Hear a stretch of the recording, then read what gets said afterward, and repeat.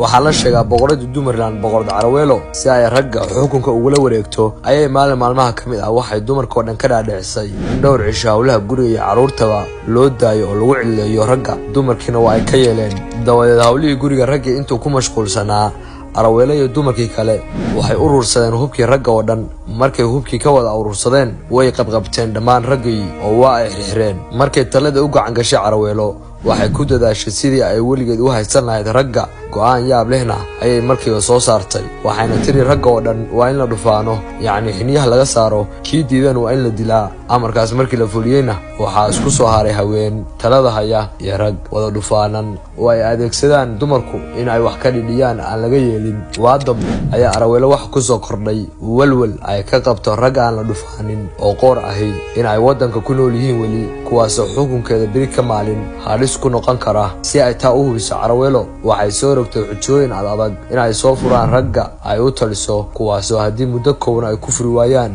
dil ku mutaysan jiray waxayna islahayd xujooyinka adag nin dhameystiran ma ahane wala nin dhufaananimo furi karo waxa jiray hal nin oo ka badbaaday kaas oo la oran jiray oday biiqe oo aan xiniyaha laga saarin isaga ayaana ragga markasta si aan loo leeyin xujooyinka Caraweelo u furi jiray maalin ayaa Caraweelo waxay raggii ku xujeysay inay u keenaan dhig la yaqaan sababaadka oo ay aqalka ku dhisato waxay sameeyaan markii ragga ay garan waayeenna waxayna la tashi ugu tageen oday biiqe kaas oo ku dhuumanayay duurka waxayna u sheegeen xujadii Caraweelo waxa uu ku yiri weydiista Caraweelo udub leeg dhigta si loogu celiyo bal horta iyadu in ay keento markaas kadib Caraweelo waa ay walaacday nabadgelyadeedina waa ay u cabsatay waxayna dareentay geyga rag qoor ahi inuu weli ku nool yahay kolkaasna maalin kale dadkii waxay ku xujeysay waliba raggii harag labada dhinac dhawr ku leh inay u keenaan taasna raggii markii ay ku adkaatay waxay sidoodii la tashi ugu tageen oday biiqe isna waa u furay markii uu kula taliyay